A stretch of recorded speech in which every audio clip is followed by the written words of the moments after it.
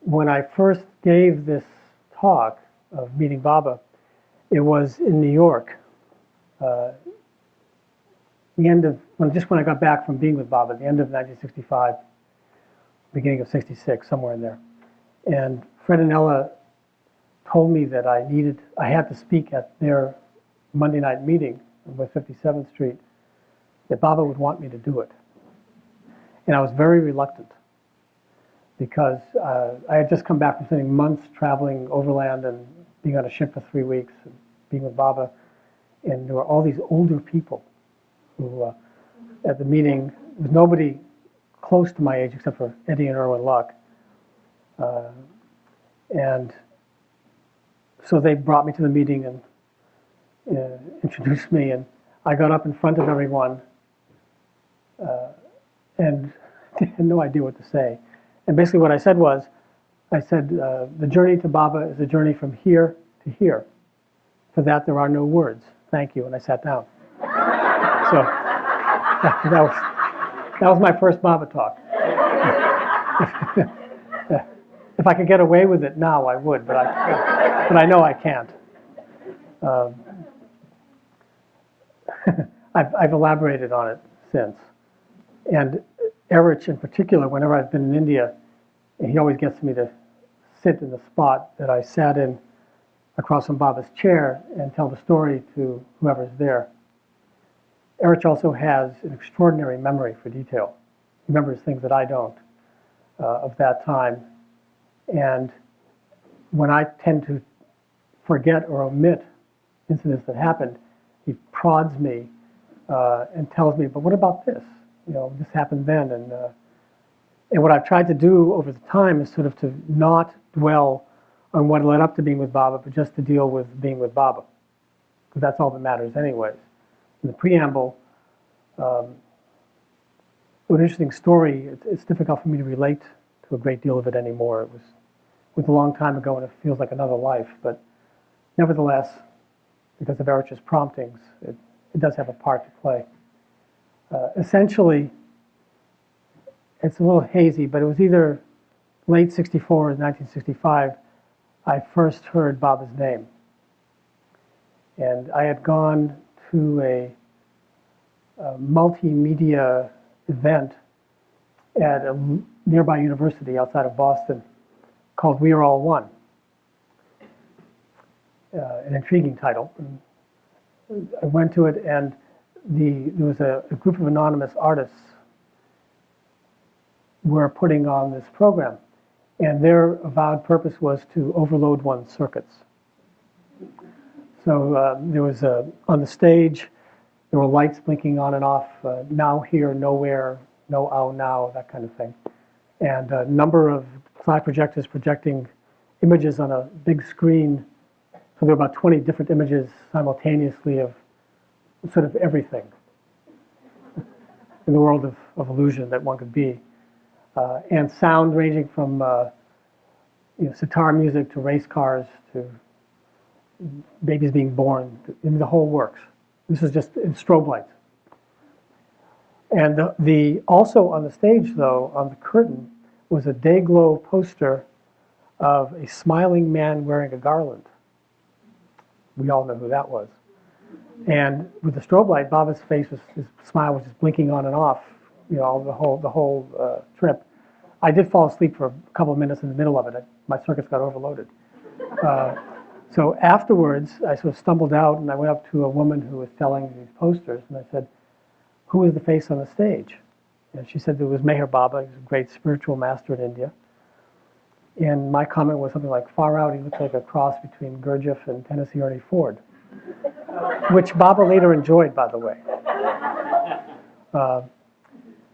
And I think I bought one of the posters, and that's all I knew about Baba. And about 2 or 3 months later, went to visit a friend of mine who is a graduate student at Harvard, whom most of you know, Alan Cohen. Rick Chapman and I were college buddies, and sort of coming to Baba at the same time. And we went to visit Alan, and on the door to Alan's office was a card, which I stopped to read. And it said, to penetrate into the essence of all being and significance, and to release the fragrance of that inner attainment for the guidance and benefit of others by expressing in the world of forms truth, love, purity, and beauty. This is the sole game which has any intrinsic and absolute worth. All other happenings, incidents, and attainments can in themselves have no lasting importance. Meher Baba. And I stood there and read it several times because for me it summed up in one very eloquent paragraph the whole purpose of being here. For about 3 years prior to that time, I had been ardently searching for answers to basic questions, like who am I and what am I doing here? And that search took many forms. It took the forms of extensive travel, of intentional hardship, of too many books, and also of assorted chemicals. And this was, of course, before Bob had ever said anything about drugs. It was sort of a desperate attempt to find one's way through the maze of mind. And there was also, in the world, there was a great deal of political turmoil going on. The Cuban Missile Crisis had occurred, Vietnam was going full blast, and life was very uncertain. And it didn't seem to have a whole lot of meaning or necessarily much continuity ahead. It was an interesting time to be young. The ancient Chinese curse, may you live in interesting times, it fulfilled itself. And so that, and I had also been reading in a considerable amount of spiritual literature, particularly what had attracted me most was Sri Ramakrishna, Ramana Maharshi, and I had also been in a Gurdjieff study group for a couple of years, and it was obvious that certainly if Ramakrishna and Ramana Maharshi knew what they were talking about, but they weren't here. So it was a great impetus for a deepening search. And then I came across that statement on Alan's door, and this is what it was all about. This was exactly what to do. I went to Alan's office, and he had a universal message, which Jane will certainly remember from the World's Fair in '63, because I know you helped put it together. And the Sadra photo is in the opening of the sectioned universal message. And he had that on his wall over his desk. And I said, him again, who is he? I still ask that occasionally, by the way. And Alan sort of gave me a 5-minute biographical highlight of Baba. And I said, are there any books? And he said, of course. And he brought out a copy of Purdam's The God Man. And I looked through the photos and saw that from a very young man until that present time, I was probably through the East-West Gathering, there was an extraordinary continuity in Baba's life, and the obvious intensity of his being. And also, what attracted me most was the fact that Alan told me that Baba was silent. And I thought of Lao Tzu's famous line of, he who speaks does not know, he who knows does not speak.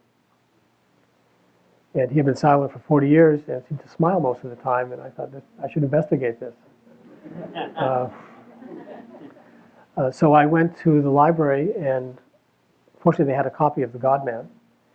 And I started reading it, and about halfway through the book, knew with complete certainty that Baba couldn't be anybody else, except that who he said he was. That thread of truth that I had learned to discern in the writings of Ramakrishna and of Ramana Maharshi, it was obvious that Baba was speaking from the truth, not about it. And he declared that he was infinite consciousness and the Christ come again. And if he said he was the avatar, there's no one else he could be. And my life changed completely at that moment. It was just complete certainty. And I remember waking up, in the morning and just, opening the blinds to my window, and just everything was fresh, everything was new. It wasn't saying Jai Baba, it was saying Joy Baba. It was, he was in the world. And I knew immediately that I had to go to see him as soon as possible. There was no choice. There was nowhere else that I could possibly want to go, and there's nothing else I could possibly want to do than to be with the God-man.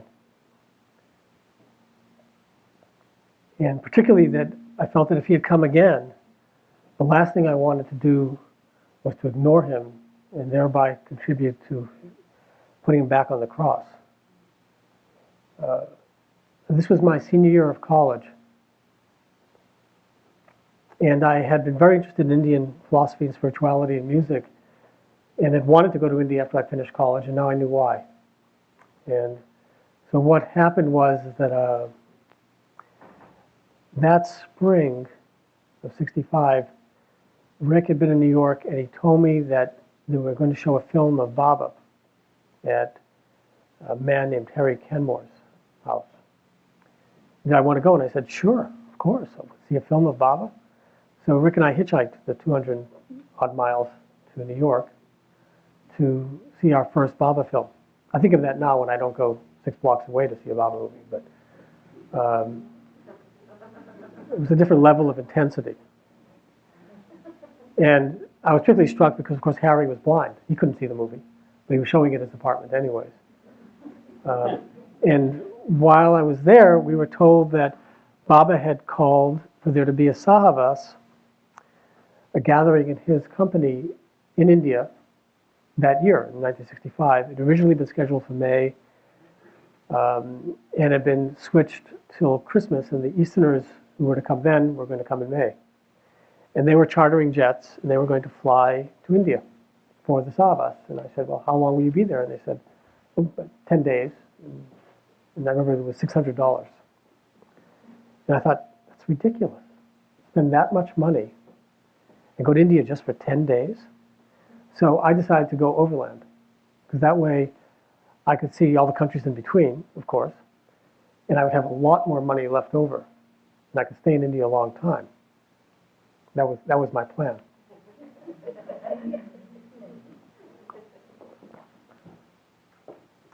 So I graduated from college, and 1 week later left on a one-way charter for London. It was September 1st, I recall. That becomes important later. And I've been working and saving money and had about $600 in my pocket. And I flew to London and then put out my thumb and started hitchhiking to India. It was a long journey. And but I had lots of time. It wasn't supposed to happen until Christmas, and this was early September.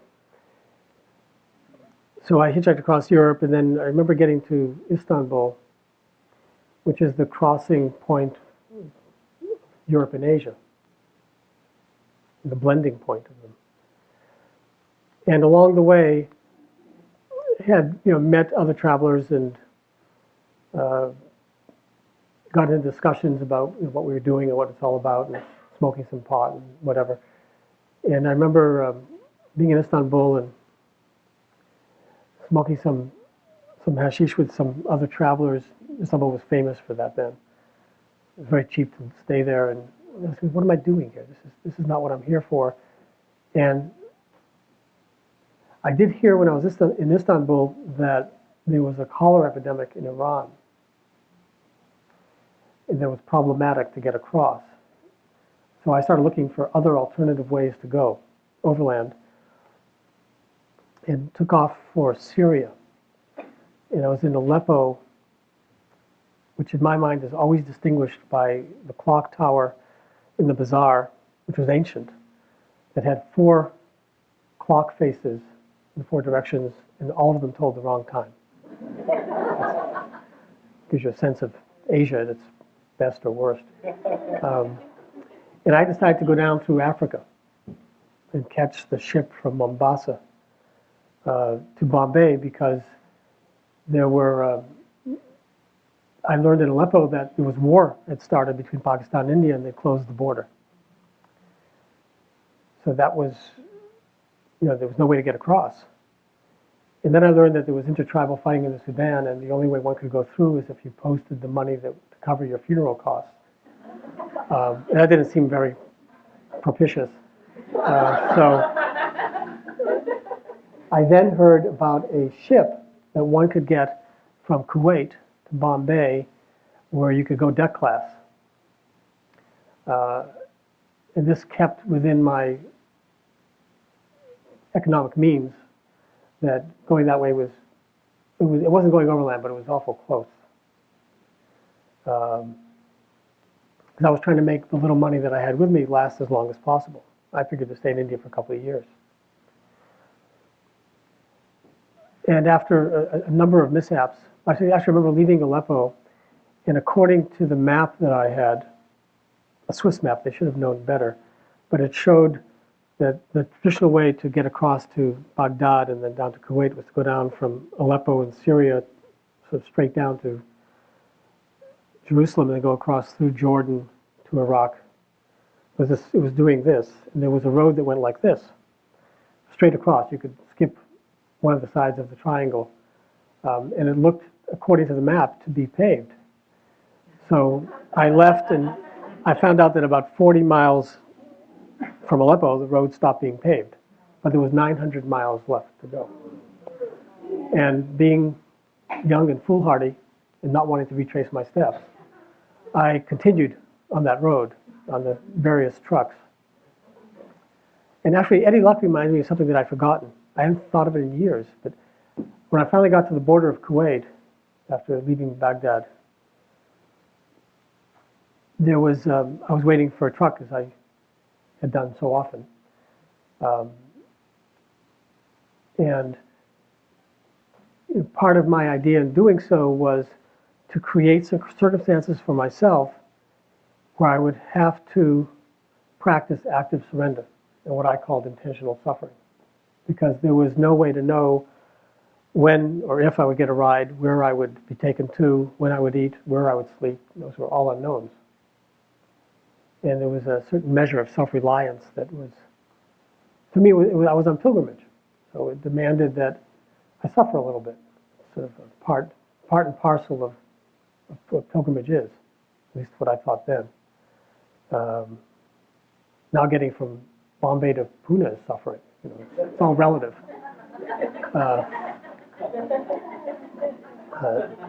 So I was at the border of Kuwait, and there was one tree, and it was hot. So I parked myself under the tree waiting for a ride, and across from the road was a little guard hut. And I guess they checked papers or something of trucks going through.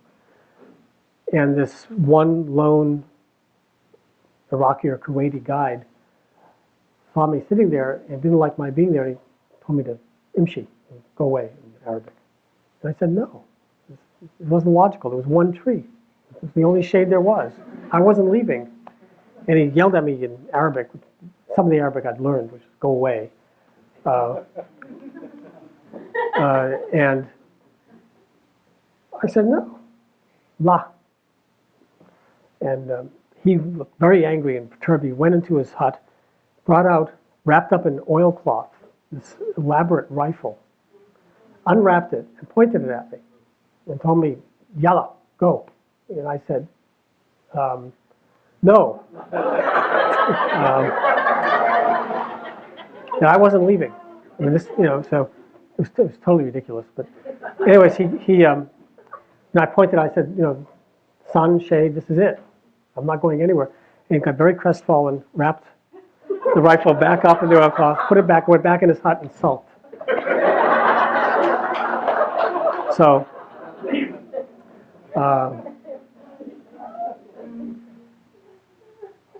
I finally got a ride and went down to Kuwait. And Kuwait at that time, this was in 1965, it was essentially an ultra-modern German city dropped into the desert because of all the oil that had been discovered there. And one thing I remember about Kuwait, there was about 40 miles of paved roads that sort of went around. And all these people were driving around in air-conditioned Mercedes and Cadillacs with their newfound wealth, but they had nowhere to go. So they just drove back and forth on these roads. So whenever I used to hitchhike in Kuwait, I'd always hitchhike in the direction opposite to where I was going because I knew I'd be taken wherever I wanted to be. So, but it was when I got to Kuwait, I went to the Ministry of Education to see the sheikh there and told him that I was a traveling scholar and asked if he could put me up. The government had a lot of money. And I showed him I'd been admitted to Benares Hindu University for graduate work, which was my way of getting a student visa to allow me to stay in India for years. And he said, certainly, and basically I got put up on the floor of an unused schoolhouse. And I went to the British P&O lines to check about this mythic ship, which indeed existed and was, in fact, at that time detained in Khorramshahr in Iran because of cholera. And I said, well, when will it arrive? And he said, anytime. It turned out to be 2 weeks. And I told them that I wanted to go deck class. Yeah, as I recall, it was $47. It was 8 days on the deck with food, such as it was. And he was aghast that I wanted to go deck class. It wasn't proper. And he wanted me to take a cabin. And it was totally out of the question. I wasn't going to spend the money. And he made me sign forms of quadruplicate indicating that British P&O lines were not responsible for my body or goods, which I was happy to sign. And over time, people drifted in, other travelers who had also learned, as I had, the only way to India, cheap, was to get to Kuwait and take this ship. Probably by the end of the 2 weeks, there must have been 10 or 12 people had shown up, and we'd go out on the streets with, somebody always had a guitar and play songs in the bad songs in the street and ask the Arabs for money, which they thought was hilarious. And during this time,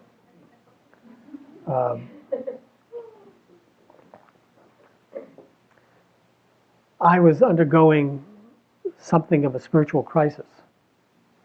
It was clear to me that when the ship finally came, when I got off, I'd be in India. And that meant, of course, closer to the reason why I was going, which was to be with Baba. And my own experimentation with various herbs, potions, and elixirs had reached a point where I really didn't feel much anymore from doing it. It was just habit.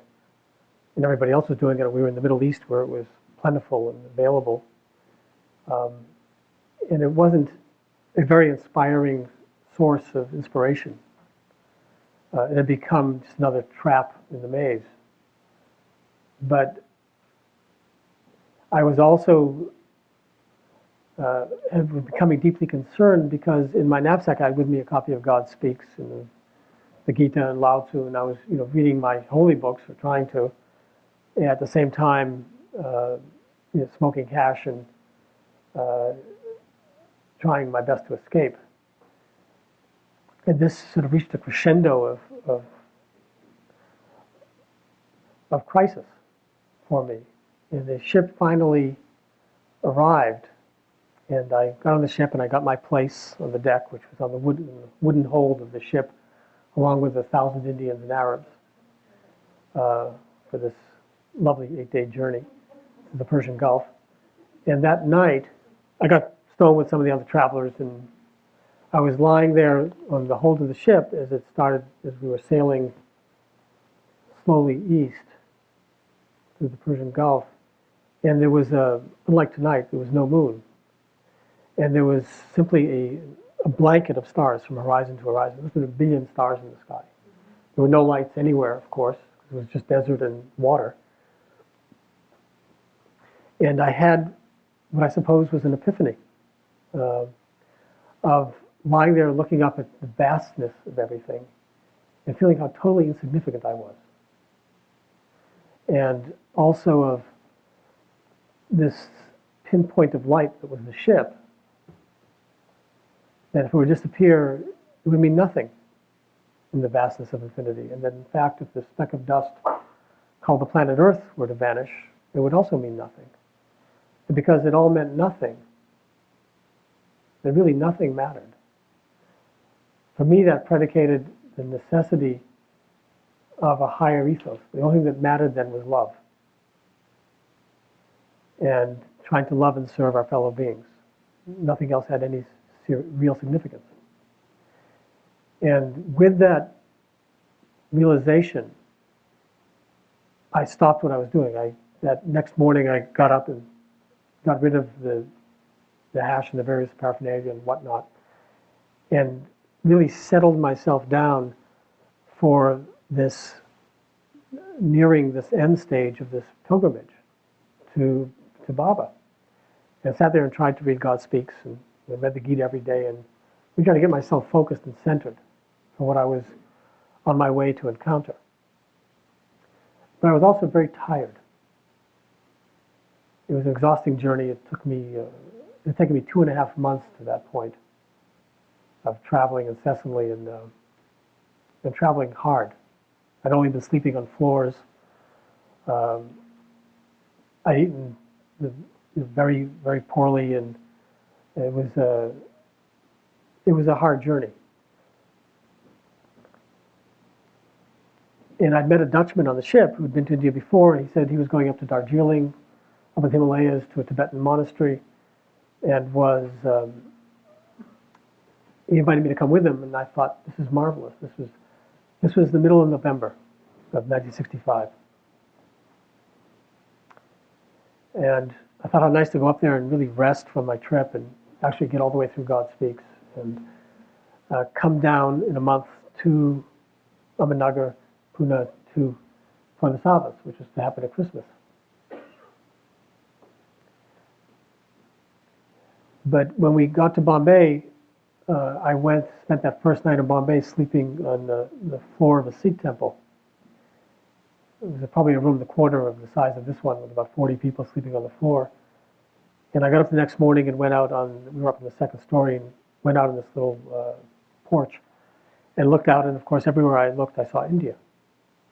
And I felt immediately at home. And the cows in the streets, people sleeping on the sidewalks, and incense burning at local roadside shrines, and the whole works. I felt that if Maya were everywhere, then India, it was Indian Maya, and therefore all the more potent.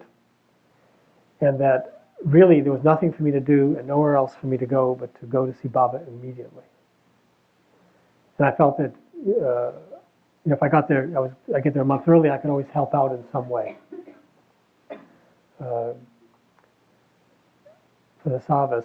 And so I left that morning, and I took a train up to the road, to where the road goes, the north-south road goes, along the peninsula of Bombay, and found the road going to Pune, and of course put out my thumb. And right across the road, there were a couple of Indian gentlemen seated at a table, and they were inspectors. They were inspecting trucks. They were checking papers and loads and whatnot. And they asked me where I was going, and I said, Pune. They said, oh, come over here, sit with us. We'll get you a ride. So some truck was coming by, and they told them, it was going to Pune, and they told them to take me. But there was no space in the cab of the truck. The truck was fully loaded with tarpaulins and rope and everything. I found I was carrying furniture, because on the very top of the truck, not contained by tarps or ropes, was a huge overstuffed armchair where I sat from Bombay to Pune. So, which I thought was marvelous. And they let me off in Pune, and all I knew about Pune was Baba had been born there, and Babajan had kissed him there. He'd grown up there, and Babajan had kissed him there, and that's all I knew. So I left my knapsack at the railway station and went off wandering, and eventually sat down in a restaurant for dinner, and this young Indian man in a Western suit came over to ask me questions. As you all know who've been to India, Indians are very friendly, cordial people, very generous, and they love to ask questions. So he came up to me, and I really didn't want to talk to this particular man. But he started plying me with questions such as, what is the purpose of your visit? And I said, I'm just traveling. He said, where is it you're going? And he asked me what my father's religion was, what my native village was, all this. And I said, I'm going to Ahmednagar. He said, Acha, Ahmednagar? You're going to see a philosopher, is it? I said, no. He said, then who is it you're going to see? Is it Meher Baba, perhaps? And I said, yes. He said, well, there's a center here in Pune dedicated to Meher Baba, which I didn't know. And Baba had, in fact, just that May opened that center. And that's where the Easterners had met with Baba for the Easterners 1965 Savas. So it turned dusk, and after a stop at the local Lakshmi temple, he directed me to where the Pune center was and then left. And it turned dark. And at the side of the building, there was a small office with a few Indian gentlemen in it.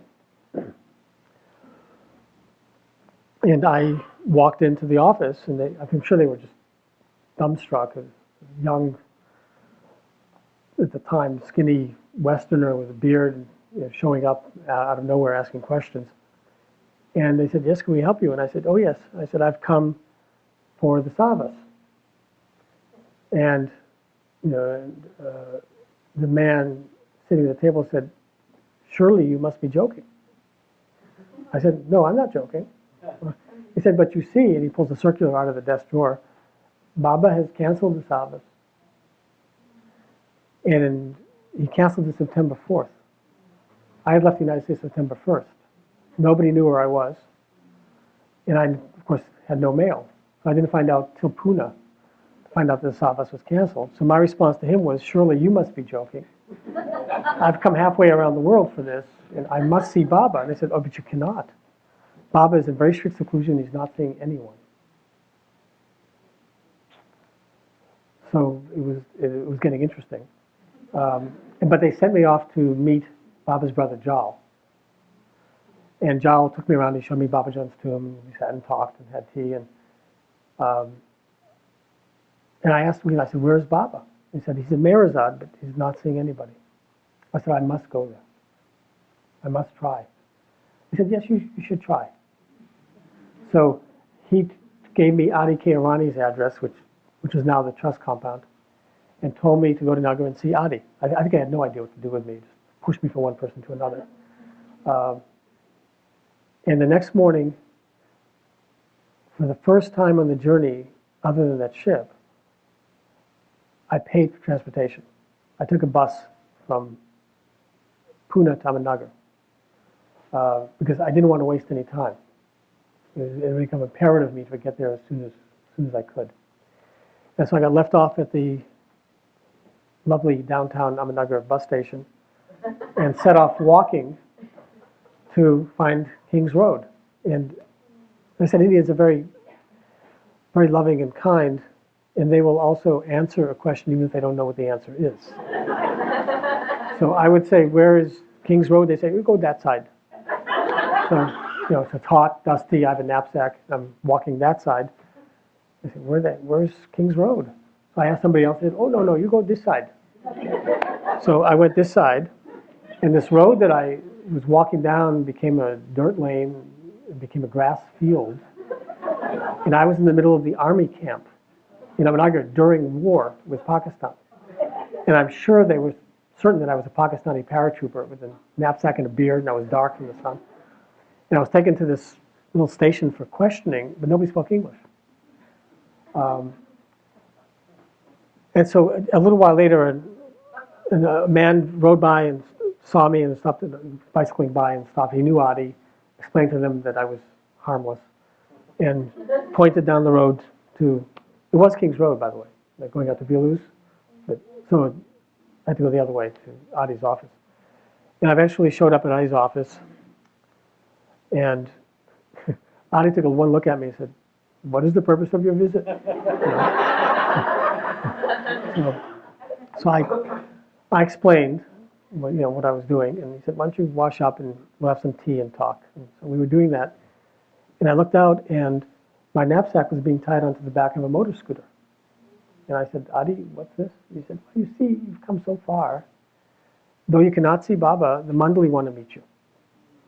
I said, oh, how nice. And I was completely resigned. I mean, it was, by that point, I felt that Baba wanted to see me wonderful, and if not, I'd wait.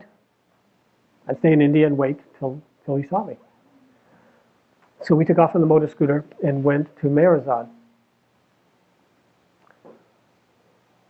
And when we got to the green gates, at that time, of course, that was the only entrance and exit for Meherazad. There was no little side road to the clinic. There was no clinic, nor a side road. And when we got to the gates, what flashed through my mind was a saying from Zen Buddhism of the gateless gate, through which you enter and leave self behind. And really felt that very strongly as the gate was opened and I walked through and was shown over to the men's side and to a bench in the shade. And after sitting down for a few moments, a quiet, soft-spoken man came over and introduced himself to me as Erich. I sat down with me on the bench and asked me what had brought me to that bench, essentially. So I told him my whole complex story. He listened very attentively, asked me a couple of questions. I said, just sit here. He said, I'll be back in a little while. And I remember he had some papers in his hand. He was doing some paperwork for Baba.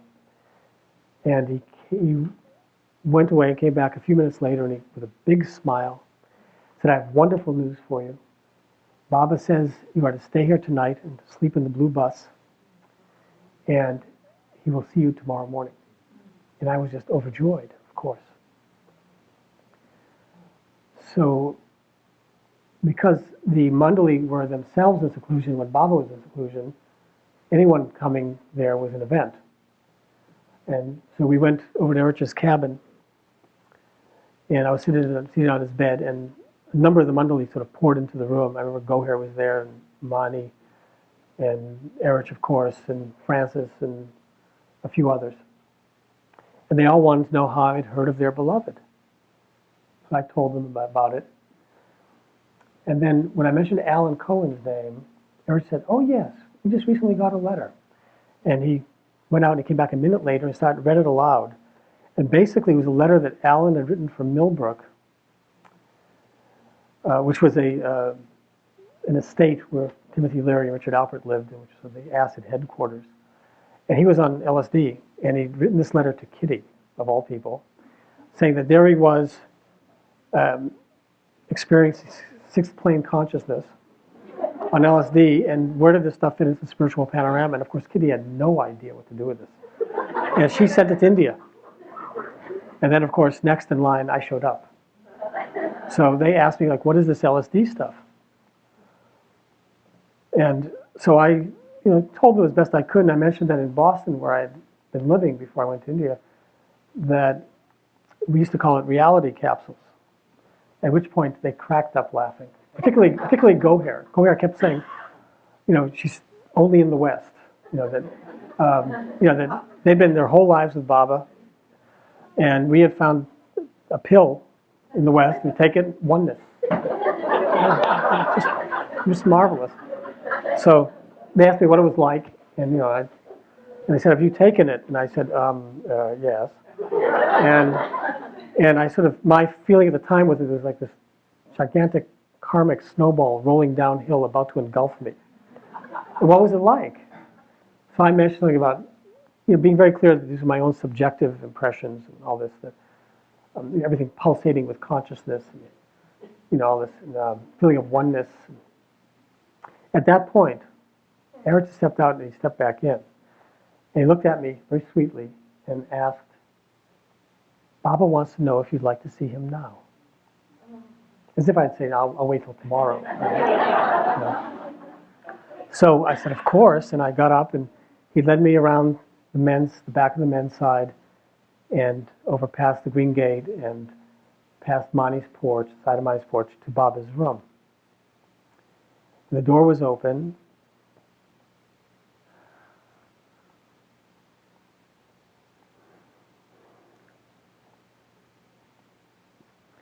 And Baba was seated on the bed. And I remember that he had his sadra down to his waist. It was very hot. And there were a couple of other people in the room. I have no idea who. And we went to the bottom of the 3 steps leading up to his bedroom. And I just stood there staring at him. And I realized that everything in my life had led me to that moment.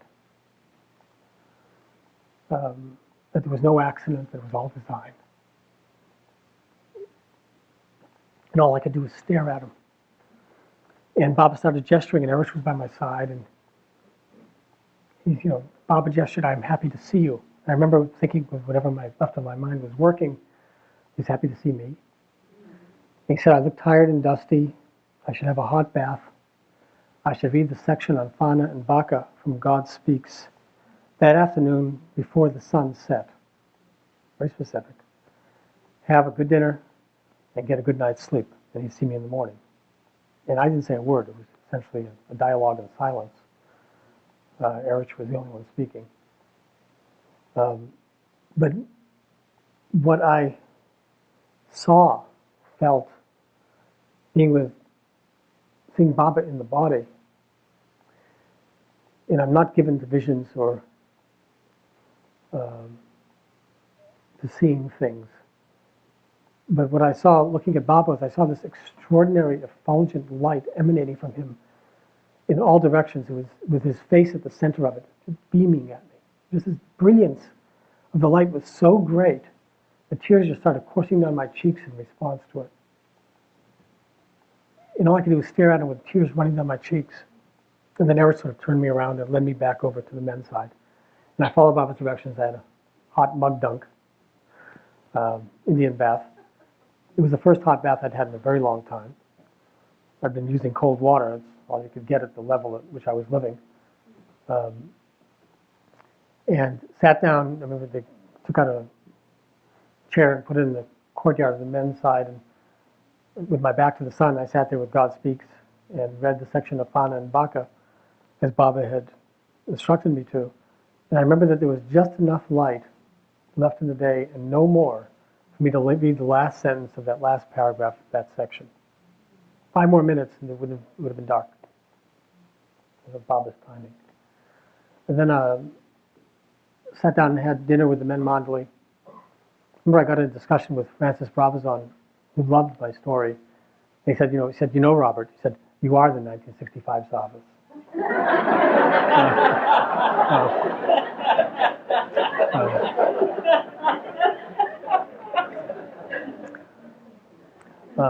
And then I went to sleep that night in the blue bus. And the blue bus, of course, it was where it is now, but there was nothing in it except a cot that Baba had used during the Great Seclusion. And it was the first bed I was sleeping in many weeks. After all that time sleeping on floors in the hold of the ship. And the first one was Baba's. I just struck again by his incredible timing and magnificence.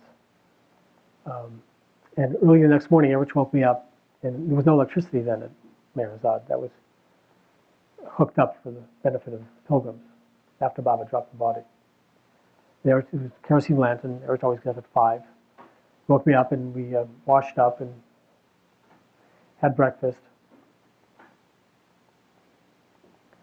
And then a little while later, Erich said, now it's time for your darshan with Baba. He led me into Mandali Hall, showed me where to sit, which was right across from Baba's chair.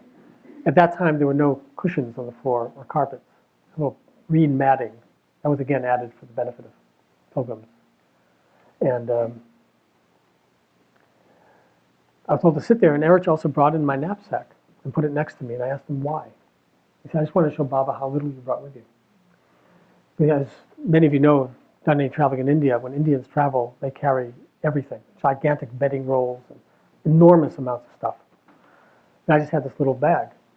What Erich didn't know was that I also had 2 doses of 100% pure pharmaceutical Sandoz LSD in my knapsack. Baba hadn't said anything about drugs. And I had such experiences that were positive, I thought, on LSD that I was loath to give it up, and had these naive plans to go to Nepal for New Year's Eve and bring it in colorfully. So the Mandali came in and sat down, and Baba's seclusion was such that he spent virtually the whole day in his room. He would come in for an hour in the morning, meet with the Mandali, and go through whatever business there was, and then he'd go back to his room.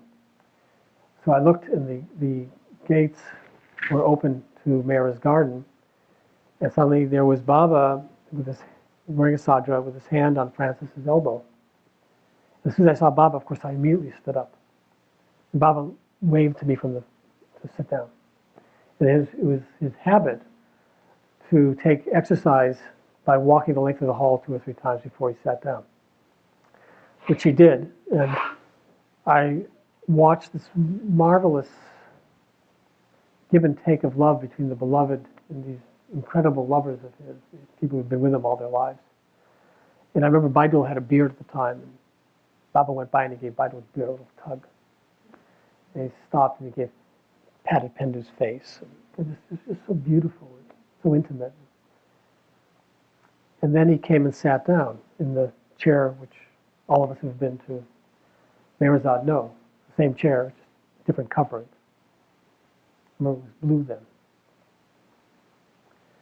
And then he made a gesture that didn't need to be translated, and the gesture was this. And I got up and I stood to his left and bent down, and Baba reached up and hugged me and kissed me on both cheeks. I kissed him on both cheeks.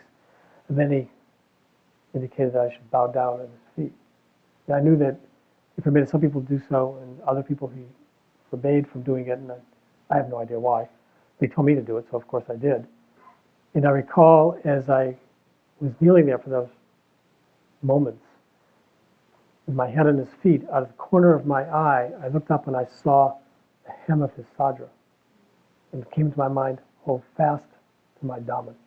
And I reached up with my head on his feet and grabbed it. And then Baba indicated that I should go and sit down. And he started gesturing. He said that he was in very strict seclusion. He wasn't seeing anyone. I was very fortunate to be there, and that indeed I was blessed to be there. And he asked me how my health was and how I'd slept. And actually I mentioned that I'd been having some bowel trouble, and he made a signal to go here. Go here, ran out and came back, gave Baba this orange pill, which Baba put in his hand and then gave to me to take. And Baba looked at me in the eye. I hadn't shaved in a few weeks. And Baba went, why hadn't I shaved? So I said, Baba, there I was in Baghdad, and I've been shaving with cold water for weeks. And so who am I shaving for, the camels? So I stopped. Baba said it was all right.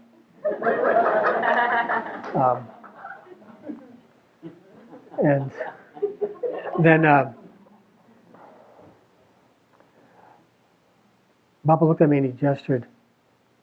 The world and all its affairs is nothing but a big zero. It is nothing into nothing, which Eric said was nothing squared. And he said, have you read God Speaks? And I said, then I was in process. He said, very, very good. And he said, have you read Stay with God? And I said, no, Baba. He made a signal to Francis, and 2 minutes later I had a signed copy in my hands. And he told me to read, he said, read God Speaks again and again. And the gesture he made was like this. He said, until you feel it singing in your veins. And he said that there were 3 types of conviction of the existence of God. He said the first was intellectual conviction, and this could be brought about by reading God Speaks. He said, but if you are convinced that God exists, then you must try to see him. He said the conviction, second form of conviction is conviction through sight, which is essentially 6th plane, where you see him, but you cannot merge with him. He said the third and highest type of conviction was conviction through union, where you know yourself to be God and nothing but God. He said, how do you achieve this highest form of conviction? He said, by surrendering your all at my feet, your thoughts, good and bad, your words and deeds, and leaving everything to me. And at this point, I think I was sort of fidgeting a little bit. I was sitting with my legs crossed under, and Baba told me to put my feet out. And I knew, I mean, having read a lot of spiritual literature, that you never put the soles of your feet to the master. The highest is courtesy. Baba said, put your feet out, relax, be comfortable. He said, be free. I was only free for about 3 minutes because it felt uncomfortable with me, and I put my feet back under. But the idea was there. And he looked at me and said, one day you will see me as I really am. Unfortunately, I didn't ask when. So I'm waiting along with everybody else. And he looked at me and said, is there anything you want to know? And my answer to Baba was, no, there's nothing I want to know. He said, good, you've had enough of words. You know, I thought about it afterwards, of course. This is from a man who asserts that he knows everything. There was nothing I wanted to know. It was a great relief. Then he said, is there anything you want? And again, I thought about this later, thinking, he asserts he's the creator of everything. I can ask for anything I want. You know, what do I want? You know, a solar system? And what is it? You can ask for anything. But this was after. When you're on the spot in front of Baba, it's a different story. You know, and you have to respond. And fortunately, from somewhere within me, I said, yes, Baba, there is something I want. And he said, what is it? And I said that I wanted to see him in everything and everyone always, and to love him as he should be loved for the sake of others. And he went, that was the want that would end all wanting. He said, but how do you accomplish this? How do you get this prema, this deep love that you seek? He said, by leaving everything to me, surrendering everything at my feet. He said, I will help you to do this. Then his face grew much more solemn. And he said, are many young people in the West taking drugs? And I said, yes, Baba, many. And of course, it was nothing compared to what it would become. He said the drugs were delusion within illusion, and that they were harmful mentally, physically, and spiritually. It was obvious that they could be harmful mentally and physically, but given the prevailing attitude of the times, it was like, so what? It didn't seem like the world was going to last that much longer anyways. But the fact that they were harmful spiritually made a deep impact on me. And it was obvious through the lack of direction in all the spiritual traditions of the world. There was no indications to take drugs in the path to spiritual progress. Baba's statement fit in perfectly, and he said that tell the young people to stop taking drugs, for it will lead to madness or death for many. And I remember thinking that was exaggerated. Little did I know. And he looked at me very sternly, and though he didn't point, and if silence can be thunderous, this was, he said, no drugs.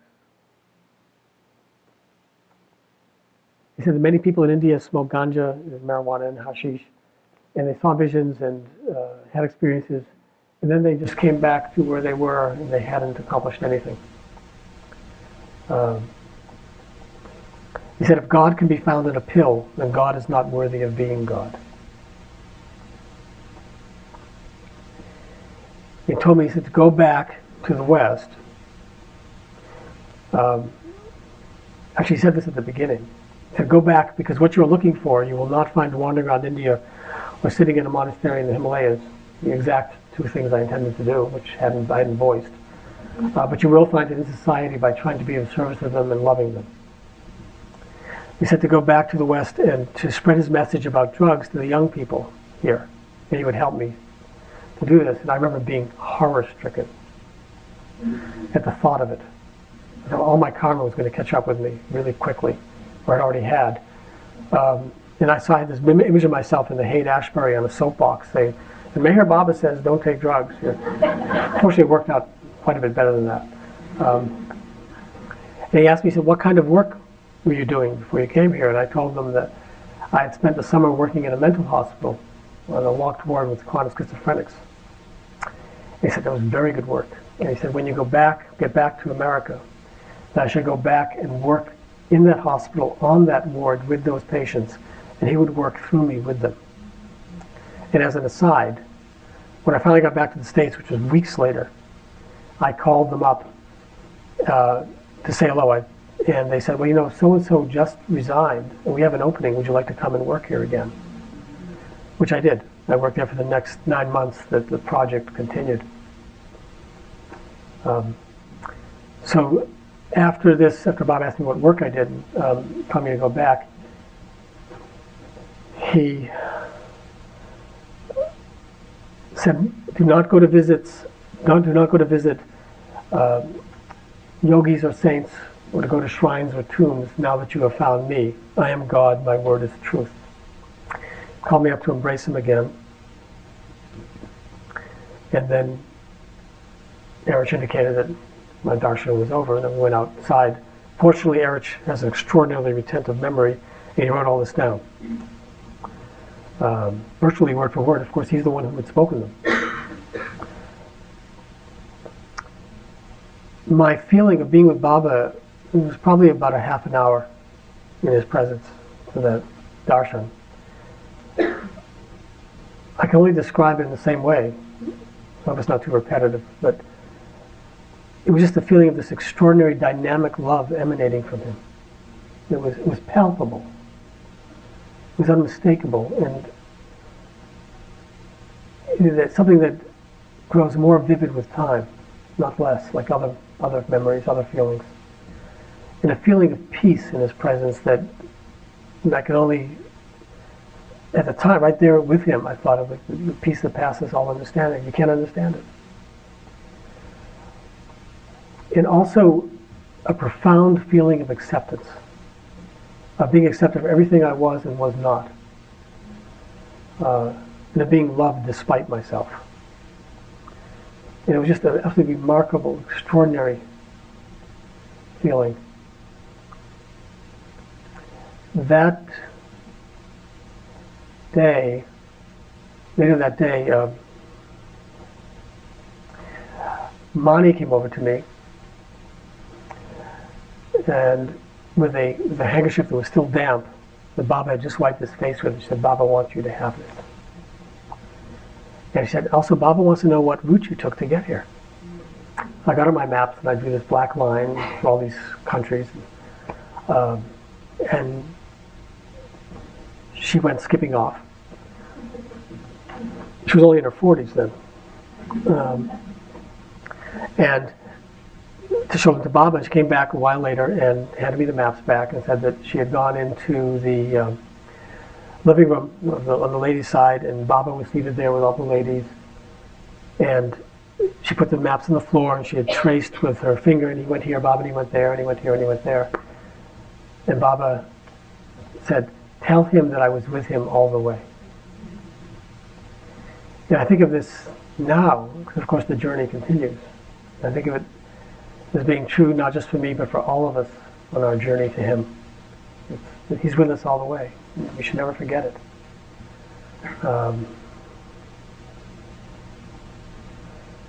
And the Baba Erich told me that Baba wants you to stay here again tonight and sleep in the blue bus again.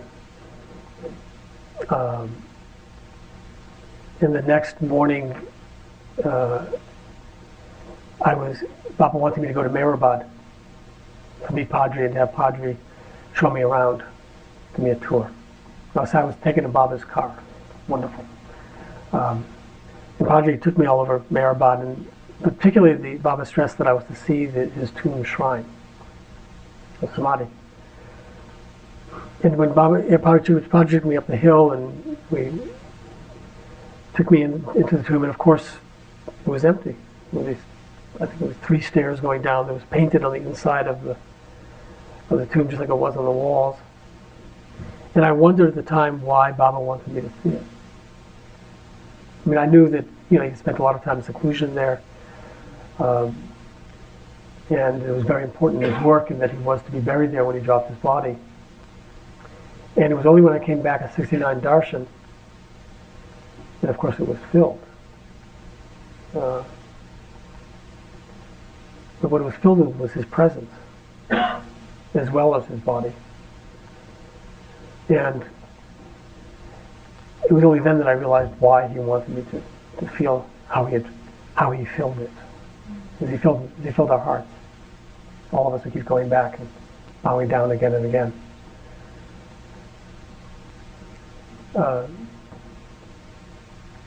Obviously, it was an extraordinary journey. It really was a journey, of course, from here to here, from head to heart. Everything that happened outwardly was just the play. It was the drama. The real journey was within.